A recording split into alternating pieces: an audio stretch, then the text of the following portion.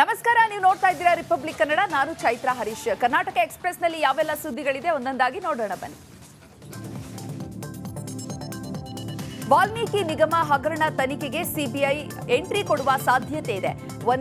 ಎರಡು ಸುಮಾರು 94 ಕೋಟಿ ಹಣ ಅಕ್ರಮವಾಗಿ ವರ್ಗಾವಣೆಯಾಗಿದೆ. ಹೀಗಾಗಿ ಅತಿ ಹೆಚ್ಚು ಮೊತ್ತದಲ್ಲಿ ಅಕ್ರಮ ಹಣ ವರ್ಗಾವಣೆ ಆಗಿರೋದ್ರಿಂದ ಪ್ರಕರಣವನ್ನ ಸಿಬಿಐಗೆ ನೀಡಲೇಬೇಕೆಂದು ಬಿಜೆಪಿ ಆಗ್ರಹಿಸುತ್ತಿದೆ.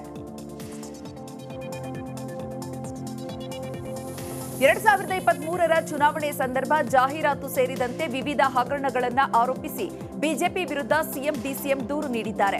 ಈ ಹಿನ್ನೆಲೆ ಬಿಜೆಪಿ ಕೂಡ ಸಿಎಂ ಡಿಸಿಎಂ ರಾಹುಲ್ ಗಾಂಧಿ ವಿರುದ್ಧ ದೂರು ನೀಡಿದ್ರು.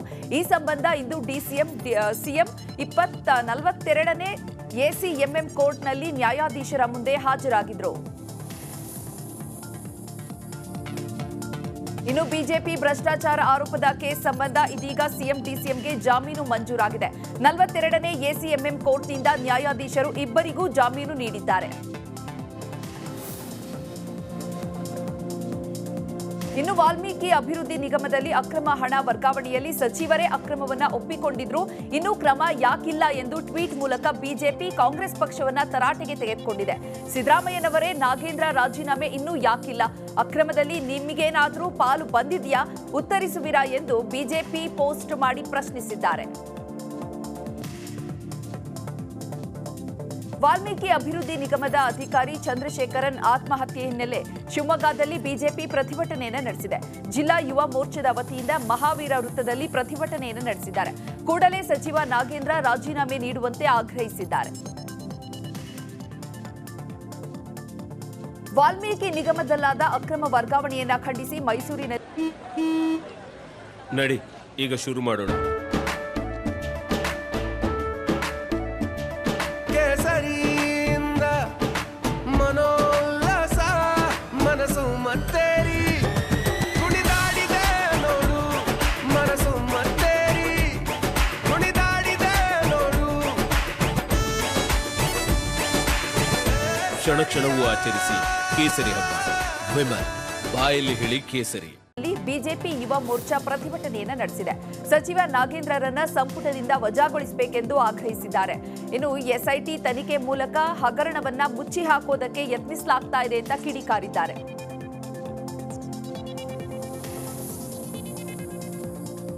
ಪ್ರಕರಣವನ್ನ ಸಿಬಿಐಗೆ ವಹಿಸುವಂತೆ ಒತ್ತಾಯಿಸಿ ಹಾಗೂ ಸಚಿವ ನಾಗೇಂದ್ರ ರಾಜೀನಾಮೆಗೆ ಆಗ್ರಹಿಸಿ ರಾಮನಗರದಲ್ಲಿ ಬಿಜೆಪಿ ಪ್ರತಿಭಟನೆಯನ್ನು ನಡೆಸಿದೆ. ಕನಕಪುರ ತಾಲೂಕಿನ ಪ್ರಗತಿಪರ ಸಂಘಟನೆಗಳ ಒಕ್ಕೂಟದಿಂದ ಪ್ರತಿಭಟನೆ ನಡೆದಿದೆ. ಡೆತ್ಔಟ್ನಲ್ಲಿ ಸಚಿವ ನಾಗೇಂದ್ರ ಹಾಗೂ ಇತರರ ಹೆಸರು ಸ್ಪಷ್ಟವಾಗಿದೆ. ಪ್ರಕರಣವನ್ನ ಸಿಬಿಐಗೆ ವಹಿಸುವಂತೆ ಆಗ್ರಹಿಸಿದ್ದಾರೆ. ಮಡಿಕೇರಿಯಲ್ಲೂ ಸಚಿವ ಬಿ ನಾಗೇಂದ್ರ ರಾಜೀನಾಮೆಗೆ ಆಗ್ರಹಿಸಿ ಬಿಜೆಪಿ ಯುವ ಮೋರ್ಚಾ ಆಕ್ರೋಶ ವ್ಯಕ್ತಪಡಿಸಿದೆ. ಜನರಲ್ ತಿಮ್ಮಯ್ಯ ವೃತ್ತದಲ್ಲಿ ರಸ್ತೆ ತಡೆ ನಡೆಸಿ ಪ್ರತಿಭಟನೆಯನ್ನು ನಡೆಸಿದ್ದಾರೆ. ಸಚಿವ ನಾಗೇಂದ್ರ ರಾಜೀನಾಮೆಗೆ ಆಗ್ರಹಿಸಿ ಕೋಲಾರದ ಕೆಎಸ್ಆರ್ಟಿಸಿ ವೃತ್ತದಲ್ಲಿ ಜಿಲ್ಲಾ ಯುವ ಮೋರ್ಚಾ ಪ್ರತಿಭಟನೆಯನ್ನು ನಡೆಸಿದೆ. ಸಚಿವ ನಾಗೇಂದ್ರ ವಿರುದ್ಧ ಧಿಕ್ಕಾರ ಕೂಗಿ ಆಕ್ರೋಶ ವ್ಯಕ್ತಪಡಿಸಿದ್ದಾರೆ. ಚಿಕ್ಕಬಳ್ಳಾಪುರ ಅರಣ್ಯಾಧಿಕಾರಿಗಳ ನಿರ್ಲಕ್ಷ್ಯದಿಂದ ನಾಡಾ ಬಾಂಬ್ ಬ್ಲಾಸ್ಟ್ ಆಗಿ ಸ್ಥಳದಲ್ಲೇ ಒಂದು ಮೇಕೆ ಸಾವನ್ನಪ್ಪಿದೆ. ಹಲವು ಮೇಕೆಗಳಿಗೆ ಗಂಭೀರವಾಗಿ ಗಾಯಗಳಾಗಿದೆ. ಚಿಕ್ಕಬಳ್ಳಾಪುರ ತಾಲೂಕಿನ ಅಜ್ಜಾವಾರ ಗ್ರಾಮ ಪಂಚಾಯಿತಿ ವ್ಯಾಪ್ತಿಯ ಮನ್ನಾಪುರ ಗ್ರಾಮದಲ್ಲಿ ಈ ಘಟನೆ ನಡೆದಿದೆ. ಸತ್ತ ಮೇಕೆಯನ್ನ ಮಾಲೀಕ ಶ್ರೀನಿವಾಸಪ್ಪ ಎದುರೇ ದುಷ್ಕರ್ಮಿಗಳು ಹೊತ್ತೊಯ್ದಿದ್ದಾರೆ. ತಡೆಯಲು ಬಂದಂತಹ ಶ್ರೀನಿವಾಸಪ್ಪ ಮೇಲೆ ಹಲ್ಲೆ ಮಾಡಿದ್ದಾರೆ. ಈ ವೇಳೆ ಶ್ರೀನಿವಾಸಪ್ಪ ಮಚ್ಚು ಬೀಸಿದ್ದಾರೆ. ಬೆಳಗಾವಿಯ ವಿಟಿಯು ವಿಶ್ವವಿದ್ಯಾಲಯ ದೇಶದ ಇತಿಹಾಸದಲ್ಲಿಯೇ ಹೊಸ ದಾಖಲೆಯನ್ನು ನಿರ್ಮಿಸಿದೆ. ಪರೀಕ್ಷೆ ನಡೆದ ದಿನವೇ ಬೆಳಗಾವಿ ವಿಟಿಯು ಫಲಿತಾಂಶ ಪ್ರಕಟಿಸಿದೆ. 42,000 ವಿದ್ಯಾರ್ಥಿಗಳ ಫಲಿತಾಂಶವನ್ನು ಕೇವಲ 3 ಗಂಟೆಗಳಲ್ಲಿಯೇ ಪ್ರಕಟಿಸಿ ಹೊಸ ಇತಿಹಾಸವನ್ನು ಸೃಷ್ಟಿಸಿದೆ. ಇಡೀ ದೇಶದಲ್ಲಿಯೇ ಅತ್ಯಂತ ವೇಗವಾಗಿ ವಿದ್ಯಾರ್ಥಿಗಳ ಫಲಿತಾಂಶವನ್ನು ನೀಡಿದ ಹೆಗ್ಗಳಿಕೆಗೆ ಪಾತ್ರವಾಗಿದೆ. ಅಕ್ರಮ ಗಣಿಗಾರಿಕೆಯಿಂದ ಹಾನಿಗೊಳಗಾದ ಹಳ್ಳಿಗಳ ಅಭಿವೃದ್ಧಿ ಕೇವಲ ಹೆಸರಿಗಷ್ಟೇ ಅನ್ನುವಂತಹ ಆರೋಪ ಕೇಳಿಬಂದಿದೆ. ಗಣಿ ಪುನಶ್ಚೇತನ ನಿಧಿ ವ್ಯಾಪ್ತಿ ಮೀರಿ ಬಳಕೆ ಮಾಡಿಕೊಂಡಿದ್ದಾರೆ ಅನ್ನುವಂತಹ ಆರೋಪ ಕೇಳಿಬಂದಿದೆ. ಅಕ್ರಮ ಗಣಿಗಾರಿಕೆಯಿಂದ 280 ಹಳ್ಳಿಗಳು ನಾಶವಾಗ್ತಾ ಇದೆ. ಆದ್ರಿಂದ 460 ಹಳ್ಳಿಗಳು ಅಂತ ಮಾಡಲಾಗ್ತಾ ಇದೆ. ಬಳ್ಳಾರಿ, ವಿಜಯನಗರ ಡಿಸಿಗಳಿಂದ ಸಂಬಂಧವಿಲ್ಲ ಅಂತ ಹಳ್ಳಿಗಳನ್ನ ಸೇರಿಸಲಾಗಿದೆ ಎಂಬ ಆರೋಪ ಕೇಳಿಬಂದಿದೆ. ಕೋಲಾರದ ಶ್ರೀನಿವಾಸಪುರ ತಾಲೂಕಿನ ಹೊಗಳಕೆರೆ ತೋಟಗಾರಿಕೆ ಪ್ರದೇಶದಲ್ಲಿ ಹೊಸ ತಳಿಗಳ ಪ್ರಯೋಗ ಮಾಡಲಾಗ್ತಾ ಇದೆ. ಇದೇ ಮೊದಲ ಬಾರಿಗೆ ಹೊಸ ತಳಿಗಳ ಪ್ರಯೋಗ ಮಾಡ್ತಿದ್ದು 40 ಎಕರೆ ಪ್ರದೇಶದಲ್ಲಿ ಇಂಡೋ ಇಸ್ರೇಲ್ ಸಹಭಾಗಿತ್ವದಲ್ಲಿ ನಿರ್ಮಾಣ ಮಾಡಲಾಗಿದೆ. ಟಾಮಿ, ಲಿಲ್ಲಿ, ಮಾಯಾ ತಳಿಗಳ ಪ್ರಯೋಗ ಯಶಸ್ವಿಯಾಗಿದೆ. ಸದ್ಯದಲ್ಲೇ ಇಸ್ರೇಲ್ ಮತ್ತು ಅಮೆರಿಕ ತಳಿಗಳನ್ನು ಇಲ್ಲಿ ಅಭಿವೃದ್ಧಿ ಮಾಡ್ತಿದ್ದಾರೆ. ಯಾದಗಿರಿ ಜಿಲ್ಲೆಯಲ್ಲಿ 4 ದಿನಗಳ ಹಿಂದೆ ಸುರಿದ ಬಿರುಗಾಳಿ ಮಳೆ ಅವಾಂತರವನ್ನು ತಂದಿಟ್ಟಿದೆ. ಕಂಚಗಾರಹಳ್ಳಿ ತಾಂಡ, ಚಾಮನಹಳ್ಳಿ ತಾಂಡ ಸೇರಿ ಹಲವು ತಾಂಡಗಳ ಜನರ ಬದುಕು ದುಸ್ಥಿತಿಯಾಗಿದೆ. ವಿದ್ಯುತ್ ಕಂಬಗಳು ಕೆರಗುರುಳಿ 10 ದಿನಗಳಿಂದ ಕರೆಂಟ್ ಇಲ್ಲದೆ ಜನರು ಪರದಾಡ್ತಿದ್ದಾರೆ. ಮಂಗಳೂರಿನಲ್ಲಿ ಪೊಲೀಸರು ನಡು ರಸ್ತೆಯಲ್ಲೇ ನಮಾಜ್ ನಡೆಸಿರುವಂತಹ ವಿರುದ್ಧ ಹಾಕಿದಂತಹ ಕೇಸನ್ನ ವಾಪಸ್ ಪಡೆದು ಬಿ ಫಾರ್ಮ್ ರಿಪೋರ್ಟ್ ಹಾಕಿದ್ದಾರೆ. ರಸ್ತೆಯಲ್ಲಿ ನಮಾಜ್ ಮಾಡಿದ್ರೆ ಹನುಮಾನ್ ಚಾಲಿಸಾ ಪಠಣೆ ಮಾಡುವ ಎಚ್ಚರಿಕೆಯನ್ನು ನೀಡಿದ್ದ ಹಿಂದೂ ಮುಖಂಡ ಶರಣ್ ಪಂಪೇಲ್ ವಿರುದ್ಧ ಎಫ್ಐಆರ್ ದಾಖಲಿಸಿದ್ದಾರೆ. ಪಾಂಡವಪುರದಲ್ಲಿ ಹೆಣ್ಣು ಭ್ರೂಣ ಹತ್ಯೆ ಪ್ರಕರಣದ ಸಂಬಂಧ ಬಗೆದಷ್ಟು ಬಯಲಾಗ್ತಾ ಇದೆ. ಅನಾಧಿಕೃತ ಗರ್ಭಪಾತಕ್ಕೆ ಓರ್ವ ಮಹಿಳೆ ಸಾವನ್ನಪ್ಪಿದ್ದು, ಇದೀಗ ಮತ್ತೋರ್ವ ಮಹಿಳೆ ಅಸ್ವಸ್ಥರಾಗಿ ಆಸ್ಪತ್ರೆ ಸೇರಿದ್ದಾರೆ. ಗರ್ಭಪಾತ ನಡೆಸಿದವರ ವಿರುದ್ಧ ಕಾನೂನು ಕ್ರಮ ಕೈಗೊಳ್ಳಲು ಆಗ್ರಹಿಸಿದ್ದಾರೆ.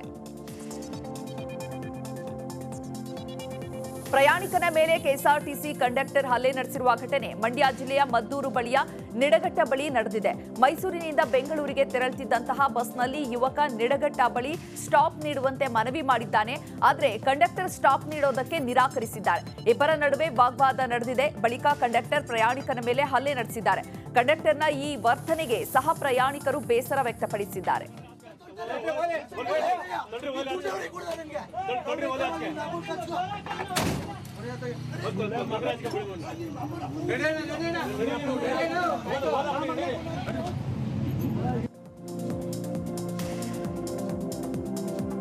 ರಾಮನಗರ ಜಿಲ್ಲೆಯ ಬಿಡದಿ ಹೋಬಳಿ ಬನ್ನಿಕುಪ್ಪೆ ಬೆತ್ತಂಗೆರೆ ಸಹಕಾರಿ ಕಿರಿಯ ಪ್ರಾಥಮಿಕ ಶಾಲೆಯಲ್ಲಿ ಹಬ್ಬದ ವಾತಾವರಣ ನಿರ್ಮಾಣವಾಗಿದೆ. ಶಾಲೆಗೆ ಬಂದ ಮಕ್ಕಳಿಗೆ ಪಾದಪೂಜೆ ಮಾಡಿ ಶಿಕ್ಷಕರು ಮಕ್ಕಳನ್ನ ಬರಮಾಡಿಕೊಂಡಿದ್ದಾರೆ. ಬಳಿಕ ಸಿಂಗಾರಗೊಂಡ ಎತ್ತಿನ ಗಾಡಿಯಲ್ಲಿ ಮಕ್ಕಳನ್ನ ಮೆರವಣಿಗೆ ಮಾಡಿ ತಮಟೆ ನಾದದೊಂದಿಗೆ ಕಲಶ ಹೊತ್ತು ಶಾಲಾ ಮಕ್ಕಳು ಸಂಭ್ರಮಿಸಿದ್ದಾರೆ. ರಾಜ್ಯದ ಕರಾವಳಿಯಲ್ಲಿ ಇಂದಿನಿಂದ ಮೀನುಗಾರಿಕೆ ನಿಷೇಧ ಹೇರಲಾಗಿದೆ. ಜೂನ್ 1 ರಿಂದ ಜುಲೈ 31ರವರೆಗೆ ಆಳ ಸಮುದ್ರದಲ್ಲಿ ಮೀನುಗಾರಿಕೆಗೆ ನಿರ್ಬಂಧವನ್ನು ವಿಧಿಸಲಾಗಿದೆ. ಸಾಂಪ್ರದಾಯಿಕ ಮೀನುಗಾರಿಕೆಗೆ ಮಾತ್ರ ಅವಕಾಶವನ್ನು ಕಲ್ಪಿಸಲಾಗಿದ್ದು, ಆಳ ಸಮುದ್ರ ಮೀನುಗಾರಿಕೆ ನಡೆಸಿದ್ರೆ ಇಲಾಖೆಯಿಂದ ಕ್ರಮ ಕೈಗೊಳ್ಳುವ ಎಚ್ಚರಿಕೆಯನ್ನು ನೀಡಲಾಗಿದೆ. ಎಸ್ಐಟಿ ಕಸ್ಟಡಿಯಲ್ಲಿ ಇರುವಂತಹ ಆರೋಪಿ ಪ್ರಜ್ವಲ್ ರೇವಣ್ಣಗೆ ಡ್ರಿಲ್ ಮಾಡ್ತಿದ್ದಾರೆ. ಎಸ್ಐಟಿ ಅಧಿಕಾರಿಗಳು ಏನೇ ಕೇಳಿದ್ರು ಪ್ರಜ್ವಲ್ ನಾನವನಲ್ಲ ಅಂತಿದ್ದಾರೆ. ಇನ್ನು ಪ್ರಜ್ವಲ್ ಅಸಹಕಾರದಿಂದ ತನಿಖಾ ತಂಡ ಸುಸ್ತಾಗಿದೆ. ಟೆಕ್ನಿಕಲ್ ಎವಿಡೆನ್ಸ್ ಮುಂದಿಟ್ಕೊಂಡು ಎಸ್ಐಟಿ ವಿಚಾರಣೆ ಮಾಡ್ತಿದೆ. ಸ್ಥಳ ಮಹಜರಿಗಾಗಿ ನಾಳೆ ಅಥವಾ ನಾಡಿದ್ದು ಹೊಳೆನರಸೀಪುರಕ್ಕೆ ಕರೆದುಕೊಂಡು ಹೋಗುವಂತಹ ಸಾಧ್ಯತೆ ಇದೆ. ಭವಾನಿ ರೇವಣ್ಣಗೆ ಕಿಡ್ನಾಪ್ ಕೇಸ್ ಕಂಟಕವಾಗಿದೆ. ಸಂತ್ರಸ್ತೆ ಕಿಡ್ನಾಪ್ ಪ್ರಕರಣದ ಹಿನ್ನೆಲೆ ಇವತ್ತು ಭವಾನಿ ರೇವಣ್ಣಗೆ ಎಸ್ಐಟಿ ಡ್ರಿಲ್ ಮಾಡಲಿದೆ. ಎಸ್ಐಟಿ ಇನ್ಸ್ಪೆಕ್ಟರ್ ಹೇಮಂತ್ ಕುಮಾರ್ ಹೊಳೆನರಸೀಪುರಕ್ಕೆ ತೆರಳಿ ಎಸ್ಐಟಿ ವಿಚಾರಣೆಯನ್ನ ನಡೆಸಲಿದೆ. ಒಂದು ವೇಳೆ ಭವಾನಿ ಗೈರಾದ್ರೆ ಯಾವುದೇ ಕ್ಷಣದಲ್ಲಾದರೂ ವಶಕ್ಕೆ ಪಡೆಯುವ ಸಾಧ್ಯತೆ ಇದೆ. ಮೂಡಿಗೆರೆ ತಾಲೂಕಿನ ಕುನ್ನಹಳ್ಳಿ ಗ್ರಾಮದಲ್ಲಿ ಸಿಲ್ವರ್ ಮರ ಕಡಿಯುವಾಗ ಕಾರ್ಮಿಕ ಮರದಲ್ಲೇ ಮೃತಪಟ್ಟಿದ್ದಾರೆ. ಸಿಲ್ವರ್ ಮರದ ಅಡ್ಡ ಕೊಂಬೆಗಳನ್ನು ಕಡಿಯುವಾಗ ತೋಟದಲ್ಲಿ ಹಾದು ಹೋಗಿದ್ದ ವಿದ್ಯುತ್ ತಂತಿ ತಗುಲಿ ಸಾವನ್ನಪ್ಪಿದ್ದಾರೆ. ಹಾಸನ ಜಿಲ್ಲೆ ಹೊಳೆನರಸೀಪುರದ ರೇವಣ್ಣ ನಿವಾಸ ಖಾಲಿಯಾಗಿದೆ. ಬಹುತೇಕ 20 ದಿನಗಳಿಂದ ಮನೆಯ ಯಜಮಾನರಿಲ್ಲದೆ ಬಣಗುಡ್ತಾ ಇದೆ. ಸದಾ ಕಾರ್ಯಕರ್ತರು ಮುಖಂಡರಿಂದ ತುಂಬಿ ತುಳುಕ್ತಿದ್ದಂತಹ ನಿವಾಸ ಯಾರೂ ಇಲ್ಲದೆ ಖಾಲಿಯಾಗಿದೆ. ಭವಾನಿ ರೇವಣ್ಣ ವಿಚಾರಣೆಗೆ ಹಾಜರಾಗುವುದು ಬಹುತೇಕ ಡೌಟ್ ಆಗಿದೆ. ಸವಾರನ ನಿಯಂತ್ರಣ ತಪ್ಪಿ ಬೈಕ್ ಅಪಘಾತಕ್ಕೀಡಾಗಿದೆ. ಸಾಗರ ತಾಲೂಕಿನ ಆನಂದಪುರ ಸಮೀಪದ ಹೊಸಗುಂದ ಬಳಿ ಈ ಘಟನೆ ನಡೆದಿದೆ. ಬೈಕ್ ಪಲ್ಟಿಯಾದ ಹಿನ್ನೆಲೆ ದಂಪತಿ ರಸ್ತೆಯಲ್ಲಿ ಬಿದ್ದು ನರಳಾಡಿದ್ದಾರೆ. ಈ ವೇಳೆ ಆನಂದಪುರ ಕಡೆಗೆ ಆಗಮಿಸುತ್ತಿದ್ದಂತಹ ಶಾಸಕ ಬೇಳೂರು ಗೋಪಾಲಕೃಷ್ಣ ದಂಪತಿಗೆ ನೆರವಾಗಿದ್ದಾರೆ. ನಡು ರಸ್ತೆಯಲ್ಲಿ ಗೋಳಾಡುತ್ತಿದ್ದವರನ್ನ ತಮ್ಮ ವಾಹನದಲ್ಲೇ ಆಸ್ಪತ್ರೆಗೆ ಸಾಗಿಸಿ ಮಾನವೀಯತೆ ಮೆರೆದಿದ್ದಾರೆ.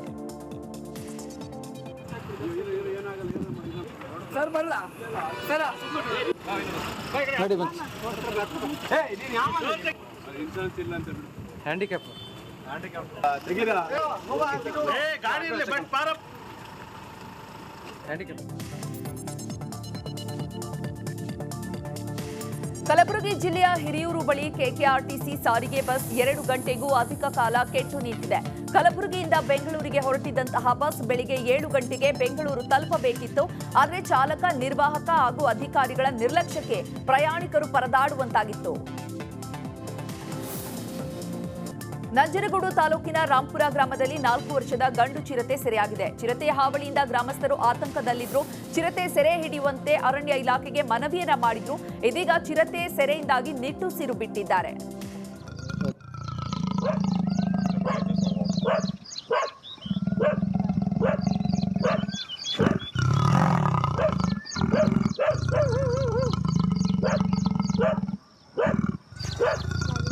ಅಲ್ಲಿ ಹಂಗಿದ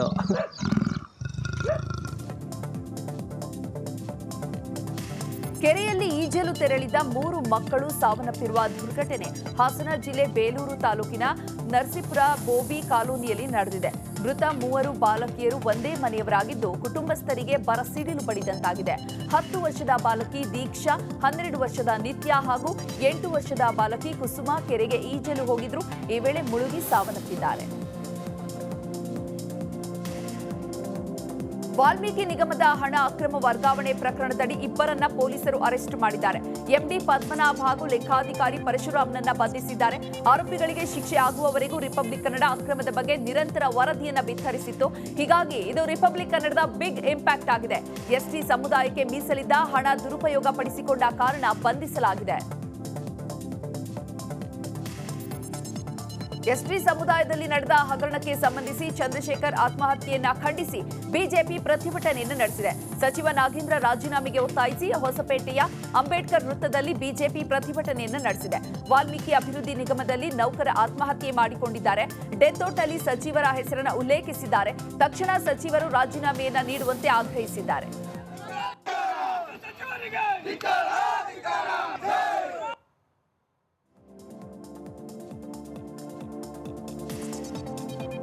ಆಯಾ ಕವಿತಾಳಿಂದ ಗರ್ಭಪಾತ ಮಾಡಿಸಿಕೊಂಡ ಮಹಿಳೆ ಸಾವನ್ನಪ್ಪಿದ ಪ್ರಕರಣಕ್ಕೆ ಸಂಬಂಧಿಸಿ ಮೃತಳ ತಂದೆ ತಾಯಿಯನ್ನ ಬಂಧಿಸಲಾಗಿದೆ.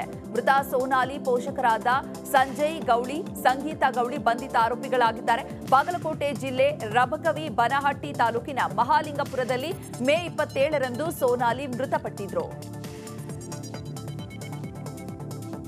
ಮಹರ್ಷಿ ವಾಲ್ಮೀಕಿ ಪರಿಶಿಷ್ಟ ಪಂಗಡ ಅಭಿವೃದ್ಧಿ ನಿಗಮದ ಭ್ರಷ್ಟಾಚಾರ ಪ್ರಕರಣವನ್ನ ಖಂಡಿಸಿ ಹಾಗೂ ಸಚಿವ ಬಿ ನಾಗೇಂದ್ರ ರಾಜೀನಾಮೆಗೆ ಆಗ್ರಹಿಸಿ ಬಿಜೆಪಿ ಯುವ ಮೋರ್ಚಾ ಪ್ರತಿಭಟನೆಯನ್ನು ನಡೆಸಿದೆ. ಮಂಗಳೂರು ನಗರದ ಪಿವಿಎಸ್ ವೃತ್ತದ ಬಳಿ ಮಾನವ ಸರಪಳಿಯನ್ನು ರಚಿಸಿ ರಸ್ತೆ ತಡೆದು ಆಕ್ರೋಶ ವ್ಯಕ್ತಪಡಿಸಿದ್ದಾರೆ. ವೈದ್ಯರ ನಿರ್ಲಕ್ಷ್ಯದಿಂದ ಮೃತಪಟ್ಟಿದ್ದ 3 ಮಹಿಳೆಯರ ಕುಟುಂಬಸ್ಥರಿಗೆ ಸರ್ಕಾರದಿಂದ ಪರಿಹಾರ ಘೋಷಣೆ ಮಾಡಲಾಗಿದೆ. ಮೃತರ ಪ್ರತಿ ಕುಟುಂಬಕ್ಕೆ ತಲಾ 4 ಲಕ್ಷ ರೂಪಾಯಿ ಪರಿಹಾರವನ್ನು ಘೋಷಿಸಲಾಗಿದೆ. ತುಮಕೂರು ಜಿಲ್ಲೆ ಪಾವಗಡದ ತಾಯಿ ಮತ್ತು ಮಕ್ಕಳ ಆಸ್ಪತ್ರೆಯಲ್ಲಿ ಫೆಬ್ರವರಿ 22ರಂದು ಶಸ್ತ್ರಚಿಕಿತ್ಸೆಗೆ ಒಳಗಾಗಿದ್ದ ಮಹಿಳೆಯರು ಸಾವನ್ನಪ್ಪಿದ್ರು.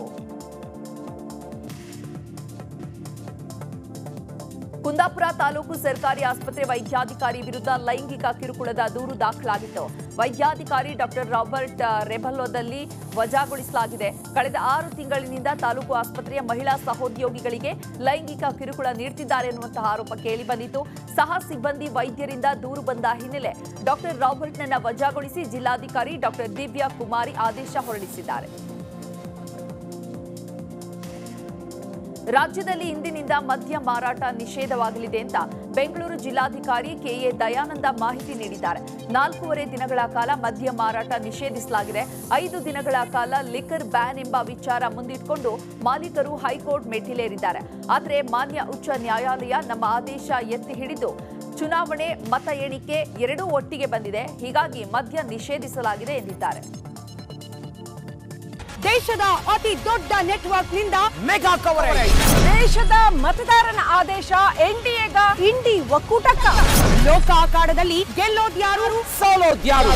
ಕರುನಾಡಿನ 28 ಕ್ಷೇತ್ರಗಳ ನಿಖರ ಫಲಿತಾಂಶ. ಫಾಸ್ಟ್ ರಿಸಲ್ಟ್, ಪಕ್ಕಾ ರಿಸಲ್ಟ್.